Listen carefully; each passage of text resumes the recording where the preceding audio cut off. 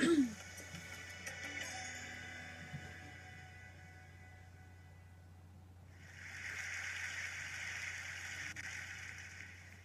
day, I listen to harrowing stories of people fleeing for their lives across dangerous borders and unfriendly seas. But there's one story that keeps me awake at night, and it's about Doa, a Syrian refugee, 19 years old. She was living a grinding existence in Egypt, working day wages. Her dad was constantly thinking of his thriving business back in Syria that had been blown to pieces by a bomb. And the war that drove them there was still raging in its fourth year. And the community that once welcomed them there had become weary of them. And one day, men on motorcycles tried to kidnap her. Once an aspiring student thinking only of her future, now she was scared all the time. But she was also full of hope because she was in love with a fellow Syrian refugee named Bassem. And Bassem was also struggling in Egypt. And he said to Doa, "Let's go to Europe, seek asylum, safety. I will work, you can study, the promise of a new life." And he asked her father for her hand in marriage. But they knew to get to Europe, they had to risk their lives, traveling across the Mediterranean Sea, putting their hands in smugglers notorious for their cruelty. And Doa was terrified of the water. She always had been. She never learned to swim. It was August that year, and already 2,000 people had died trying to cross the Mediterranean. But Doa knew of a friend who had made it all the way to Northern Europe, and she thought maybe we can too. So she asked her parents if they could go. And after a painful discussion, they consented, and Bassem paid his entire life savings, $2,500 each, to the smugglers. It was a Saturday morning when the call came, and they were taken by bus to a beach, hundreds of people on the beach. They were taken then by small boats onto an old fishing boat, 500 of them crammed onto that boat, 300 below, 500 above. There were Syrians, Palestinians, Africans, Muslims, and Christians, 100 children, including Sandra, little Sandra, 6 years old, and Masa, 18 months. There were families on that boat, crammed together, shoulder to shoulder, feet to feet. Doa was sitting with her legs crammed up to her chest, Bassem holding her hand. Day 2 on the water, they were sick with worry and sick to their stomachs from the rough sea.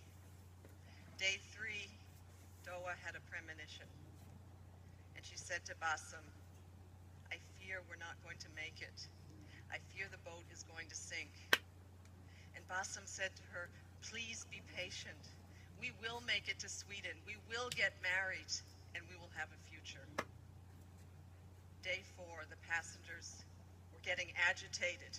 They asked the captain, "When will we get there?" He told them to shut up, and he insulted them. He said, "In 16 hours, we will reach the shores of Italy." They were weak and weary. And soon they saw a boat approach, a smaller boat, 10 men on board, started shouting at them, hurling insults, throwing sticks, asking them to all disembark and get on this smaller, more unseaworthy boat. The parents were terrified for their children, and they collectively refused to disembark. So the boat sped away in anger, and a half an hour later came back and started deliberately ramming a hole in the side of Doa's boat, just below where she and Bassem were sitting. And she heard how they yelled, "Let the fish eat your flesh." And they started laughing as the boat capsized and sank.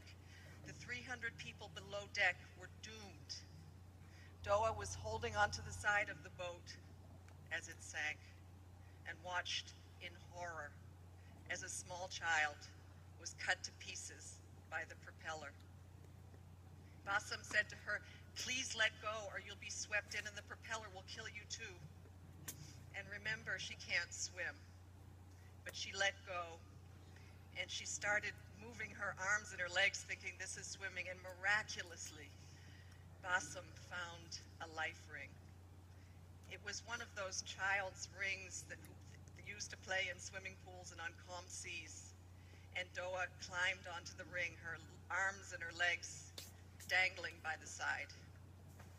Bassem was a good swimmer, so he held her hand and tread water. Around them there were corpses. Around 100 people survived initially, and they started coming together in groups, praying for rescue. But when a day went by and no one came, some people gave up hope. And Doa and Bassem watched as men in the distance took their life vests off and sank into the water. One man approached them with a small baby perched on his shoulder, 9 months old, Malik. He was holding onto a gas canister to stay afloat. And he said to them, "I fear I am not going to survive. I'm too weak. I don't have the courage anymore."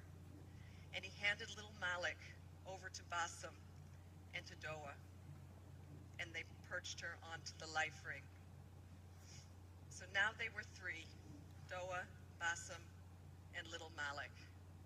And let me take a pause in this story right here and ask the question, why do refugees like Doa take these kind of risks?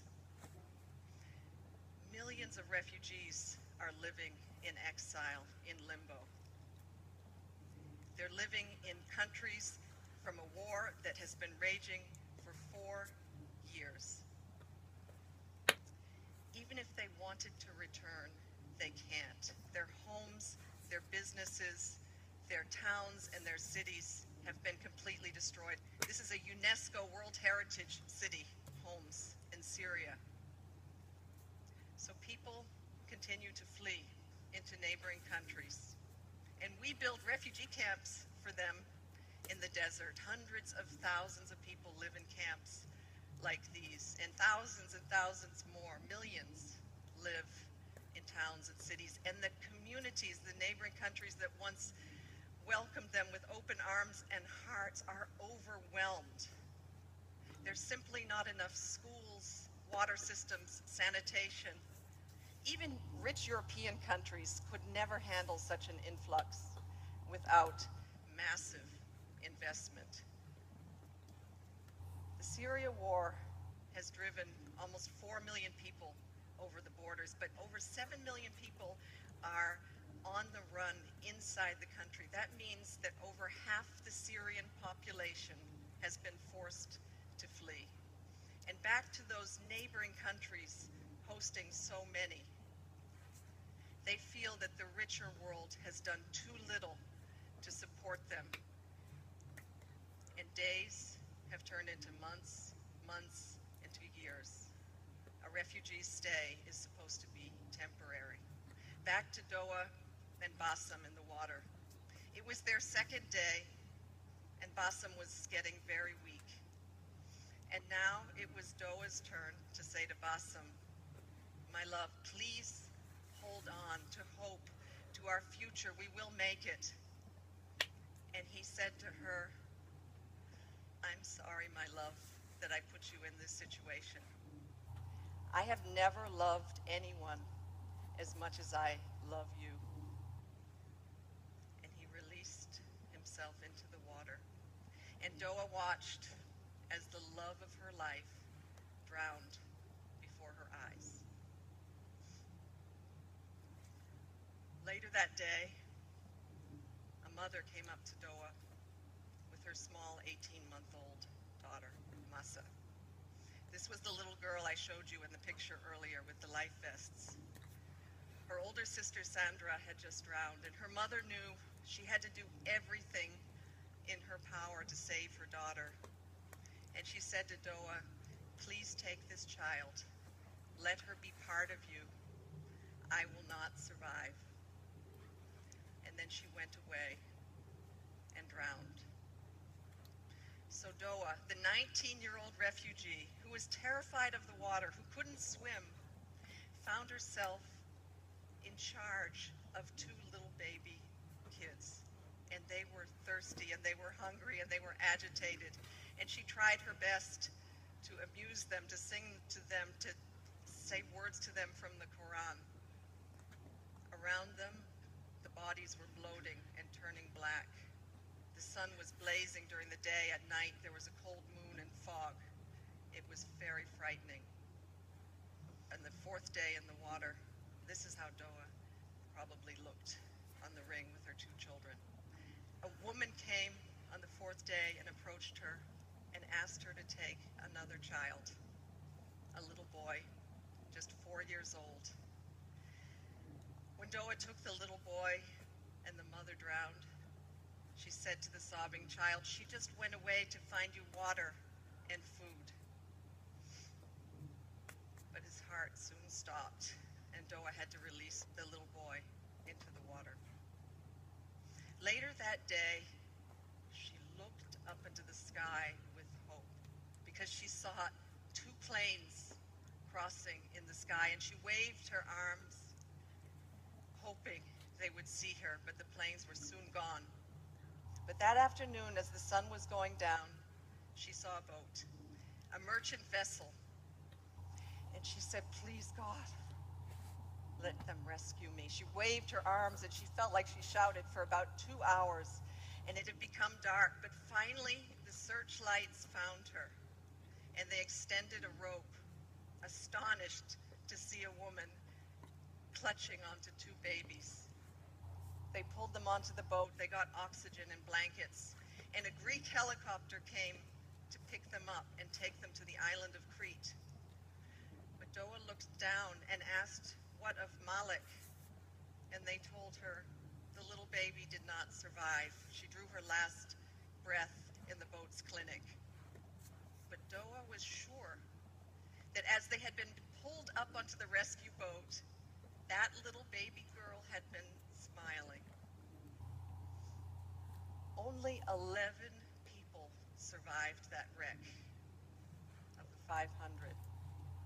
There was never an international investigation into what happened. There was some media reports about mass murder at sea, a terrible tragedy, but that was only for one day. And then the news cycle moved on.